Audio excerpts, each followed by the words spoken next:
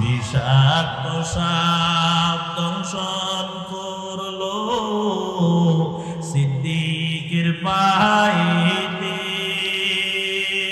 বিষ গেল পানি হইয়া, বিষ গেল পানি হইয়া, নবীজির থুথুতে রে আমার ওই মদিনার পথে, ওই মদিনার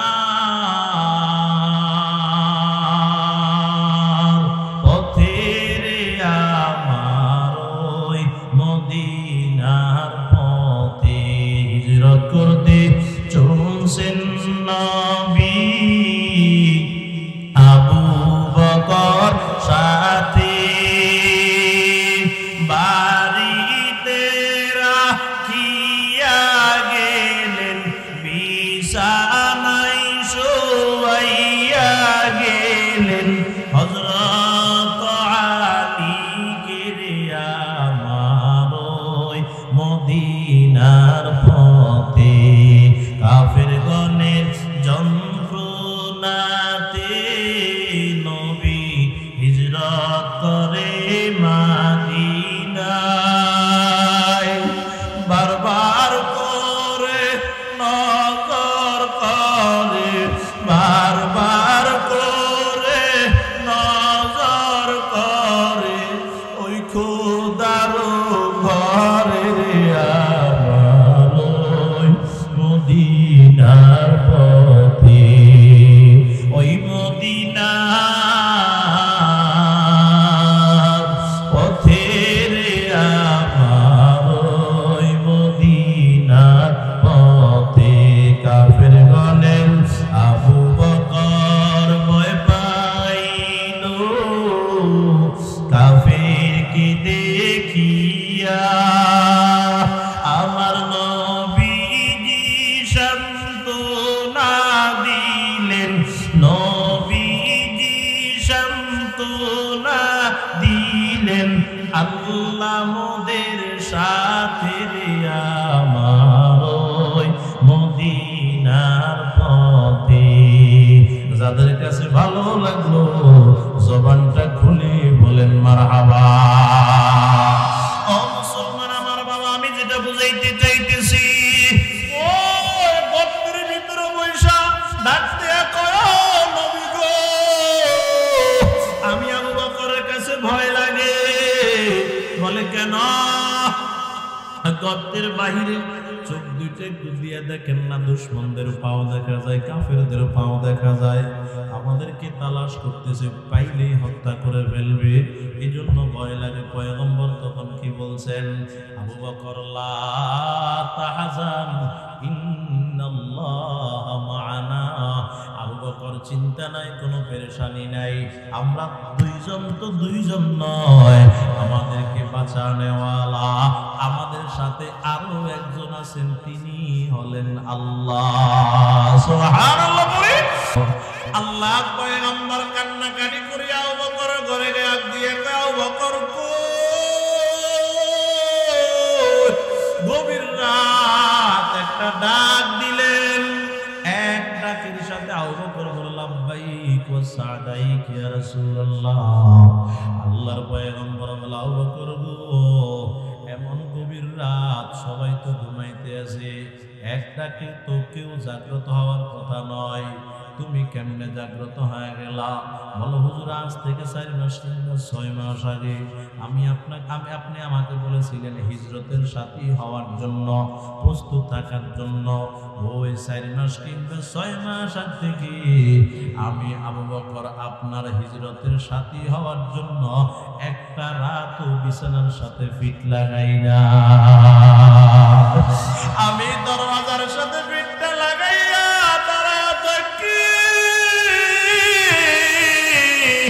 আমার মায়ার নবী কখন জানি আমাকে ডাক দেয়, আর যদি ডাকের সাড়া দিতে না পারি আমার নবী কষ্ট পাবে, আমি সহ্য করতে পারবো না, এই জন্য আমি দাঁড়ায় থাকি।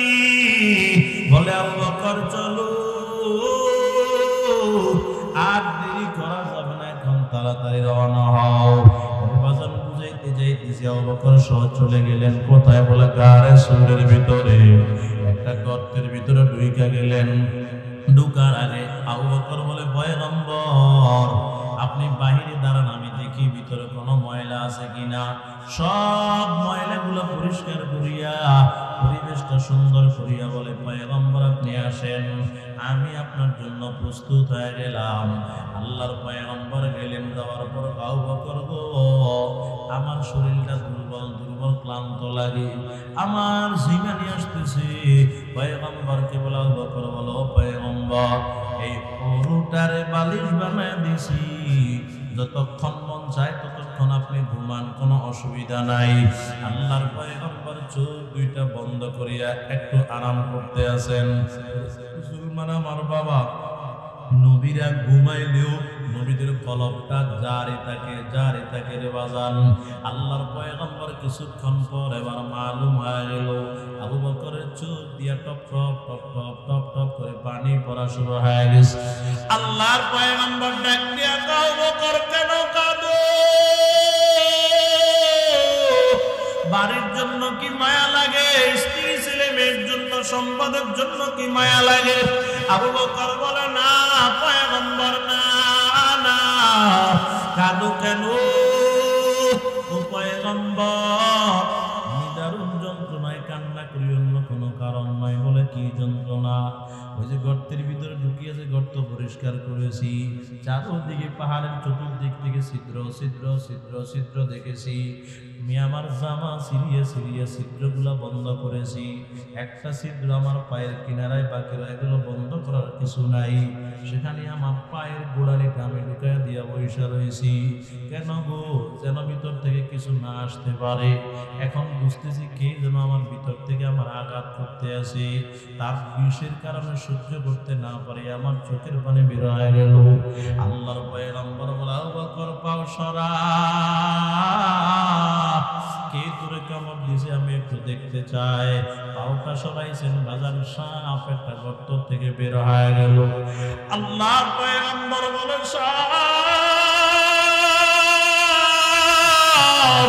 আমার আবু বকরকে কেন কামড় দিছো?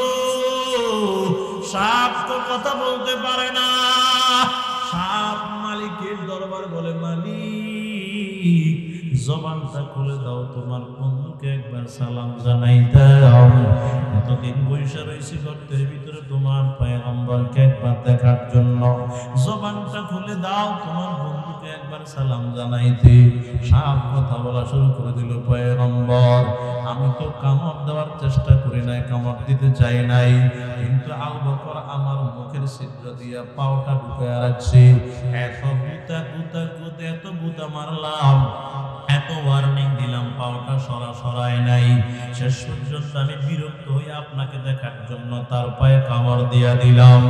আল্লাহর পয়গম্বর বলে, সাপ না দেখে থাকবি, তারপরেও কেন কামড় দিছো? তুমি কি জানো না আবু বকর আমার দুঃখের সাথী, সুখের সাথী, হিজরতের সাথী, আমার কবরের সাথী, আমার জান্নাতের সাথী। আবু বকরকে তুমি কেন কামড় দিছো? বুঝিয়ে কামড় দিছি, জানিয়ে কামড় দিছি। কি জানো তুমি কেন কামড় দিছো? আমি জানি গো, আমার মতো কোটি কোটি কোটি কোটি সাপ যদি একত্রিত হয়ে আবু বকরকে কামড় দেয়, আর এই গর্তের ভিতরে এমন একজন ডাক্তার বসে রয়েছে, যেই ডাক্তারের জবান মোবারক থেকে থুতু মোবারক লাগায় দিলে আমার মতো কোটি কোটি সাপের। এ মুসলমান আমার বাবা, এবার বুঝতে হবে বান্দা গুনাহ কেন করে। খেয়াল করেন বাজান, বান্দা গুনাহ করার কারণ হলো 4টা, মুখস্থ করবেন বাজান। কয়টা? 1 নাম্বার কারণ, বান্দা যখন মনে করে আমাকে কেউ দেখে না, তখন বান্দা 10 জনের সামনে যেই কাজ করে, 10 জনের সামনে যেই কাজ করতে পারে না, গোপনে গোপনে গিয়ে সেই কাজ করে। আছে না নাই? 10 জনের সামনে মোবাইলটা ওপেন করিয়া ইউটিউব খুলিয়া গান শুনতে বড় লজ্জা লাগে, এজন্য শুনতে পারে না। কিন্তু বাড়িতে গিয়া দরওয়াজা জানালা সব আটকাইয়া রুমের ভিতরে বইসা মোবাইলের ডাটা খুলিয়া এমবির ইউটিউবের ভিতরে ঢুকিয়া ভালো খারাপ দেখে, আছে না নাই? বলেন নাই মনে হয় এগুলা? এই মুসলমান আমার বাবা কি বুঝাইলো? আমারে কেউ দেখে না। ও মুসলমান আমার বাবা, সত্য হলে বলবেন, মিথ্যা বলার দরকার নাই। মসজিদের সামনের কাতার মুসল্লি গোপনে গোপনে সুদ খায়, এদিকে নাই। সুদ করে এলাকায় নাই। রে মুসলমান আমার বাবা, মসজিদের সামনের কাতারে বৈশা বৈশা অনেক মাসআলা বলে, এমন মাসআলা বলে হুজুরও পারে না, এত বড় হুজুর কিন্তু ভিতরে ভিতরে সুদ খায়। রে মুসলমান আমার বাবা, মিথ্যা কথা বলার জন্য আপনাদের এলাকায় আসি নাই। এই মঞ্চটা হলো পবিত্র মঞ্চ। মিথ্যা কথা বললে আল্লাহ কিন্তু ধ্বংস করিয়া দিবেন। দুই কানে আমি বান্দা শুনেছি, দুই চোখে আমি বান্দা ওই মসজিদটা দেখেছি, যেই মসজিদের সভাপতি সুদ খায়। বুঝেন নাই? সভাপতি কি খায়? বরকতের সুদ। হ্যাঁ, আপনি সভাপতি মিয়া, আপনি সুদ খান। কাউ কি টাকা জানেন? গত এই মাসের শেষ শুরুতে 1 তারিখ মনে হয় মাহফিলে গেছি, ওই পাশে ইমাম খতিব সাহেব বলে, হুজুর এরে শুধু নিজের টাকার সুদ খায় তা নয়, মসজিদের টাকা যেগুলো তারা দিয়েছে এগুলো সুদের উপর লাগাই দিচ্ছে। জিজ্ঞাসা করা হয়, আপনি সুদের টাকা দিয়ে মসজিদ চালাইতেছেন, লস তো করতেছেন না, লাভ করতেছেন। আর আসতে কম নাউজুবিল্লাহ কত আর না দেয়, জোরে কন নাউজুবিল্লাহ। এ মুসলমান আমার বাবা, গোপনে গোপনে সুদ খায়, গোপনে গোপনে গুনাহ করে, কি মনে করে কেউ দেখে না? আপনাদের ধারণা কি দুনিয়ার কেউ না দেখলেও দেখতেওয়ালা একজন আছেন না? নাই? জবানটা খুলে বলেন না কে? ওই দেখনেওয়ালা। আল্লাহ বলে, ইন্না রাব্বাকা লাবিল মিরসাদ। আমি আল্লাহ কেমন দেখি তোমরা জানো? লাবিল মিরসাদের ব্যাখ্যা করতে গিয়া পাখির দিকে তীরটা নিক্ষেপ করবে, খেয়াল করেন বাবা। তীরটা এখনই নিক্ষেপ করবে, পাখির দিকে তীরটা নিক্ষেপ করার 1-1.5 মিনিট আগ থেকে একটা গভীর নজর দিয়ে পাখির দিকে তীরটা ধরিয়া তাকায়া থাকে। খেয়াল করেন বাবা, এমন টাইমে যদি ভিন্ন দিক থেকে কেউ ডাকে, সেদিকে তাকানোর সুযোগ নাই। কারণ যদি তীরটা অন্যদিকে তাকাইয়া মারে তাহলে পাখির গায়ে লাগবে না। এজন্য গভীর নজর দিয়ে পাখির দিকে তাকায়া থাকে। লাবিল মিরসাদের ব্যাখ্যায় বলেন, আমার আল্লাহ 24টা ঘন্টার প্রত্যেকটা ঘন্টায় ঘন্টায়, প্রত্যেকটা ঘন্টার প্রত্যেকটা মিনিটে মিনিটে, প্রত্যেকটা মিনিটের প্রত্যেকটা সেকেন্ডে সেকেন্ডে, প্রত্যেকটা সেকেন্ডের প্রত্যেকটা মুহূর্তে মুহূর্তে, এট এ টাইম একসাথে দুনিয়ার মানুষের দিকে ওই পাখি শিকারি করনেওয়ালার চাইতে আরো 1,00,000 গুণ বেশি নজর দিয়ে তাকায় থাকে। জোরে বলেন না সুবহানাল্লাহ। ও মুসলমান আমার বাবা, তাহলে জবানটা থাকলে খুলে বলেন, কেউ দেখলো না? কে দেখে? দেখেনিও বাবা। ও নোয়াখালীর মুসলমান, ও যুবক, পীর সাহেব মুরিদদেরকে সবক দেয়, মারিফতের সবক, আল্লাহর পরিচয়ের সবক। শেষ পর্যন্ত একদিন ডাক দিয়া কয়, ও মুরিদের দল, আসো আজকে একটু পরীক্ষা করি কি পরিমাণ আল্লাহর ভয় দিলে জমা করেছো। মুরিদদেরকে হাতের ভিতরে এক একটা মুরগি, এক একটা ছুরি দিয়ে কয়, বাজান এমন জায়গায় জবাই করবা কেউ যেন না দেখে, এমন জায়গায় মুরগিটা জবাই করবা। সবাই তো রওনা হয়ে গেল, হুজুর কি কয়? কেউ দেখবে না, এমন জায়গায় জবাই করতাম, এটা কোনো ব্যাপার হইল নি। এর বাজান সবাই গিয়া মুরগিগুলা জবাই করে নিয়ে আসছেন। খেয়াল করেন বাবা, এই ডান দিক থেকে তাকায় দেখে মুরগিগুলা জবাই কৃত। জিজ্ঞাসা করে, বাজান কই জবাই করছ? কয় যে আমি গর্তের ভিতরে জবাই করছি, কেউ দেখে নাই। আরেকজনকে আমি পাহাড়ের চূড়ায় 2টা জবাই করছি, কেউ দেখে নাই। আরেকজন বলে, আমি পানির ভিতরে ডুব দিয়ে জবাই করছি কেউ দেখে নাই, আরেকজন বলে আমি আমার রুমের ভিতরে ঢুকে জবাই করছি কেউ দেখে নাই। শেষ মাথায় সাদা সিধা বুজুর্গ একটা মুরিদ দাঁড়ায় রইল, হাতের ভিতরে মুরগিটা জীবিত, জবাই করতে পারে নাই। কেউ বাবা আপনি জবাই করলেন না কেন? হুজুর বহু চেষ্টা করছি জবাই করতে পারি নাই। কয় কেন পারো নাই? হুজুর আপনি বলছেন কেউ যেন না দেখে এমন জায়গায় জবাই করার জন্য, আমি এই শর্ত পালন করার জন্য গর্তের ভিতরে ঢুইকা জবাই করতে চাইছি, পারি নাই, দৌড় দিয়া বের হয়ে গেলাম। আমার ঘরের রুমের ভিতরে ঢুইকা জবাই করতে চাইছি, পারি নাই, দৌড় দিয়া বের হয়ে গেলাম। পাহাড়ের চূড়ায় উঠে জবাই করতে চাইছি, পারি নাই, দৌড় দিয়া বের হয়ে গেলাম। আমি পানির নিচে ডুব দিয়ে চাইছি, জবাই করতে পারি নাই, দৌড় দিয়ে চলে আসলাম। বলে কেন পারো নাই? কে তোমারে বাধা দিল? হুজুর আপনি তো বলছেন কেউ যেন না দেখে এমন জায়গায় জবাই করার জন্য। কিন্তু আমি যখন মুরগির গলায় ছুরিটা চালাইতে চাই, আমার মন বলে ও বান্দা, তোর হুজুর বলছে কেউ যেন না দেখে, কেউ যেন না দেখে। তুই যে মুরগির গলায় ছুরিটা চালাইতেছ, তোমার মা বাবা ভাই বোন আত্মীয় স্বজন কেউ দেখলো না। হুজুর আমার মন বলে আমার মালিক আমার দিকে তাকায় রয়েছে, এই জন্য আমি আর জবাই করতে পারি নাই। হুজুর বলে তুই সাকসেস, তুই কামিয়াব, তুই পাস করছস, কেউ পাস করে নাই। এরা মুসলমান আমার বাবা, তাহলে বুঝতে পারলাম দুনিয়ার কেউ দেখে না। জোরে বলেন দেখেন কে? যেই বান্দা মনে করে আমাকে কেউ দেখে না, ওই বান্দা গুনাহ করতে সম্ভব হয়, গুনাহ করতে সক্ষম হয়। আর যেই বান্দা মনে করে কেউ না দেখলেও আল্লাহ দেখেন, ওই বান্দা গুনাহ করতে পারে। দুই নম্বর কারণ বান্দা গুনাহ কেন করে?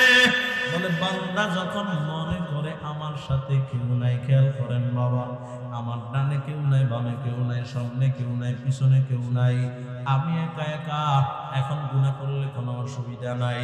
যখন বান্দা মনে করে আমি একা একা, তখন বান্দা গুনাহ করে ফেলে। আল্লাহ পাক বলেন ওয়া হুয়া মাআকুম আইনামা কুনতুম, বান্দা তুমি যখন যেথায় থাকো তোমার সাথে কেউ নাই, আছি একমাত্র আমি আল্লাহ। সুবহানাল্লাহ বলেন। ও মুসলমান আমার বাবা, গভীর রাত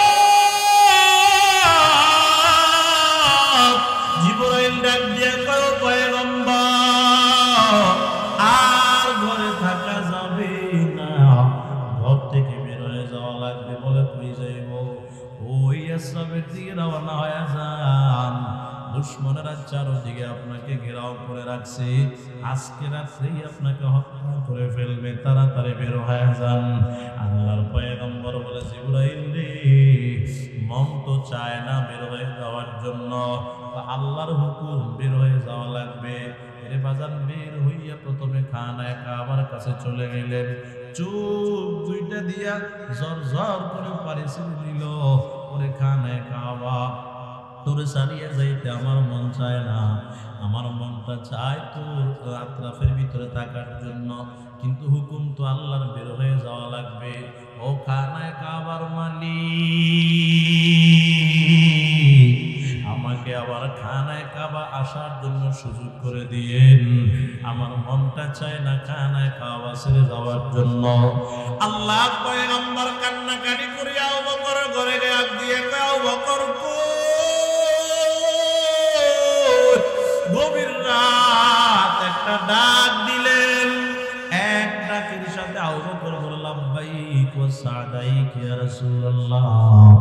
আল্লাহর পয়গম্বর বলে আবু বকর গো, এমন গভীর রাত সবাই তো ঘুমাইতে আছে, এক ডাকে তো কেউ জাগ্রত হওয়ার কথা নয়, তুমি কেমনে জাগ্রত হয়ে গেলা? বলো হুজুর আজ থেকে 4 মাস কিংবা 6 মাস আগে আপনি আমাকে বলেছিলেন হিজরতের সাথী হওয়ার জন্য, প্রস্তুত থাকার জন্য। ওই 4 মাস কিংবা 6 মাস আগ থেকে আমি আবু বকর আপনার হিজরতের সাথী হওয়ার জন্য একটা রাতও বিছানার সাথে ফিট লাগাই না। আমি দরওয়াজার সাথে ফিটটা লাগাইয়া তারা থাকি, আমার মায়ার নবী কখন জানি আমাকে ডাক দেয়, আর যদি ডাকের সাড়া দিতে না পারি আমার নবী কষ্ট পাবে, আমি সহ্য করতে পারবো না। এই জন্য আমি দাঁড়ায় থাকি। বলে আবু বকর চলো, আর দেরি করা যাবে না, এখন তাড়াতাড়ি রওনা হও।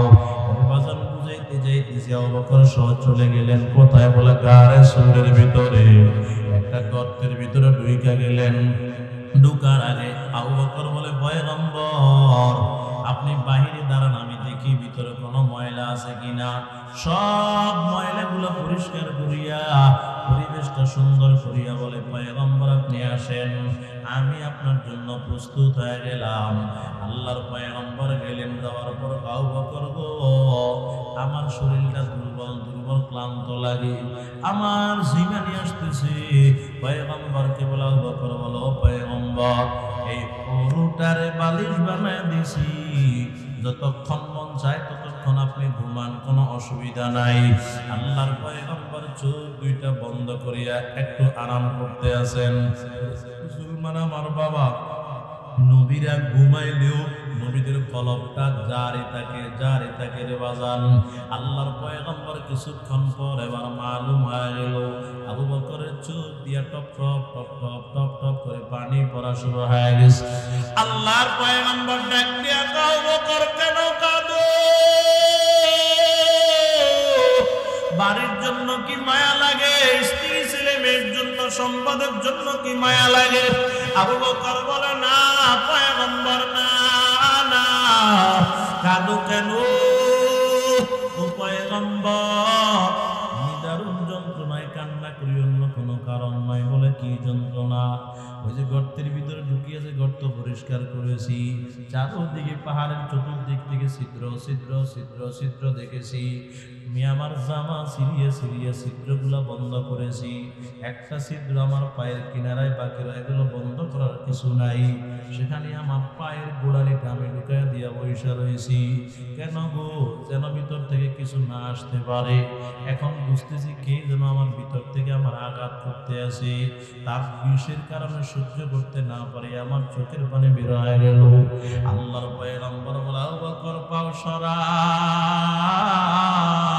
কে তোরে কামড় দিয়েছে আমি একটু দেখতে চাই। পাওটা সরাইছেন, বাজার সাপ একটা গর্ত থেকে বের হয়ে গেল। আল্লাহর পয়গম্বর বলে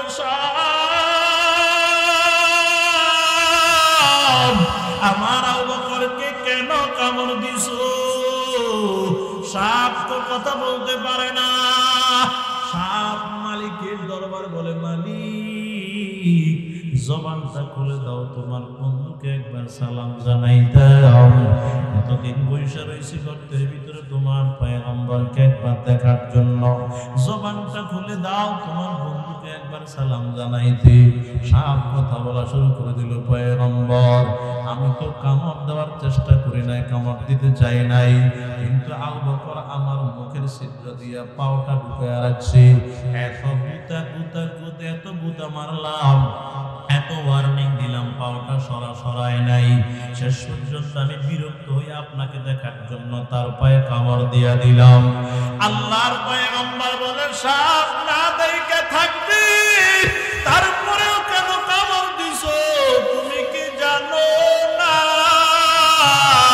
আবু বকর আমার দুঃখের সাথী, সুখের সাথী, হিজরতের সাথী, আমার কবরের সাথী, আমার জান্নাতের সাথী।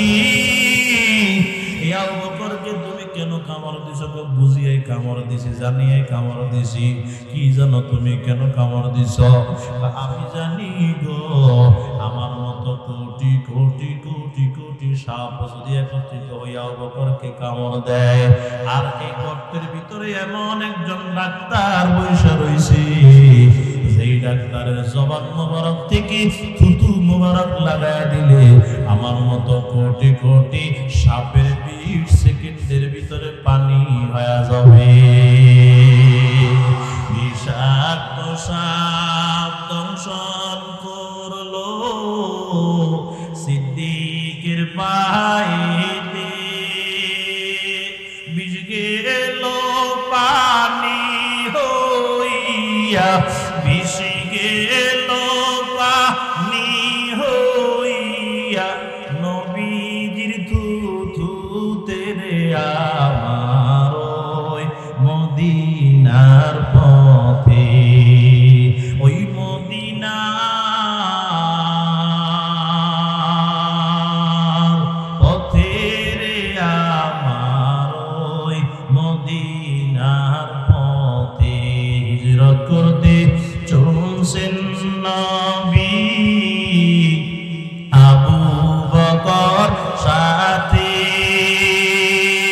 বাড়িতে রাখিয়া গেলেন বিছানায় শোয়াইয়া গেলেন হযরত আলীকে রে আমার ওই মদিনার পথে। কাফের গণের যন্ত্রণাতে নবী হিজরত করে মদিনায়, বারবার করে নজর করে, বারবার করে নজর করে ওই খোদার ঘরে রে আমার ওই মদিনার পথে, ওই মদিনার পথে রে আমার ওই মদিনার পথে। কাফের গণের আবু বকর ভয় পাইল কাফেরকে দেখিয়া, আমার নবীজি সান্ত্বনা দিলেন, নবীজি সান্ত্বনা দিলেন আল্লাহ মোদের সাথে রে আমার ওই মদিনার পথে। যাদের কাছে ভালো লাগলো জবানটা খুলে বলেন মারহাবা। ও মুসলমান আমার বাবা, আমি যেটা বুঝাইতে চাইতেছি, ও গর্তের ভিতরে বৈশা ডাকতে কয় নবী গো, আমি আবু বকরের কাছে ভয় লাগে। বলে কেন? গর্তের বাহিরে চোখ দুইটা একটু দিয়ে দেখেন না, দুশ্মনদের পাও দেখা যায়, কাফেরদের পাও দেখা যায়, আমাদেরকে তালাশ করতেছে, পাইলেই হত্যা করে ফেলবে, এই জন্য ভয় লাগে। পয়গম্বর তখন কি বলছেন? আবু বকর লা তাহজান ইন্নাল্লাহা মা'ানা, আবু বকর চিন্তা নাই, কোনো পেরেশানি নাই, আমরা দুইজন তো দুইজন নয়, আমাদেরকে বাঁচানেওয়ালা আমাদের সাথে আরো একজন আছেন, তিনি হলেন আল্লাহ। সুবহানাল্লাহ বলে। ও মুসলমান আমার বাবা, কি বুঝাইতে চাইতেছে? গর্তের ভিতরে নবীও আবু বকরকে সবক দেয়, আমরা একা নয়, সাথে কি আছে? আল্লাহ আছে তো বাজান। যেই বান্দা মনে করে আমার সাথে কেউ নয়, বান্দা গুনাহ করে, আর যেই বান্দা মনে করে কেউ না থাকলেও আল্লাহ আছে, ওই বান্দা গুনাহ করতে পারে না। 2 নাম্বার কারণ। 3 নাম্বার গুনাহ করার কারণ, বান্দা গুনাহ কেন করে? বলে বান্দা যখন মনে করে আমার দিলের খবর কেউ জানে না, আমি দিলে দিলে কি কল্পনা জল্পনা করতেছি কেউ জানে না, আমি মনে মনে এই মাদ্রাসার বিরুদ্ধে কি ষড়যন্ত্র করতেছি কেউ জানে না, আমি জানি। আমি মনে মনে মসজিদ কমিটি, মসজিদের ইমাম, মসজিদের মুয়াজ্জিনের বিরুদ্ধে কি কি চক্রান্ত করতেছি কেউ জানে না, আমি জানি। কেউ যদি মনে করে এই সুখের সংসারটাকে অশান্তি করার জন্য কি চক্রান্ত করতেছি কেউ জানে না, আমি জানি। যখন বান্দা এই কথা মনে করে আমার দিলের খবর কেউ জানে না, তখন বান্দা চক্রান্ত করিয়া গুনাহ কামায়, অন্যের বিরুদ্ধে চক্রান্ত করে, মাদ্রাসার বিরুদ্ধে চক্রান্ত করে, মসজিদের ইমামের বিরুদ্ধে চক্রান্ত করে, ইসলামের বিরুদ্ধে ষড়যন্ত্র করে। তারা মনে করে আমার দিলের খবর কেউ জানে না, আমি জানি। দিলে দিলে কি কল্পনা জল্পনা করে সমস্যা বাড়াইতেছে কেউ জানে না, আমি জানি। ও মুসলমান ইমানদার আমার বাবা, জবানটা থাকলে একটু খুলে বলেন না, আমার দিলের খবর কেউ না জানলেও জাননেওয়ালা একজন আছেন না নাই? ওই জাননেওয়ালা কি বলে? কোরআনে জানেন, ওই জাননেওয়ালা বলে ওয়ায়ালামু